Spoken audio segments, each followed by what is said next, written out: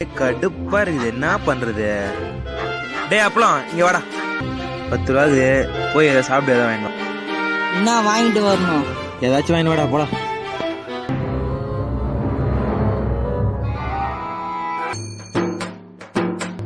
அப்பா ஒரு வழியா வந்துட்டான்.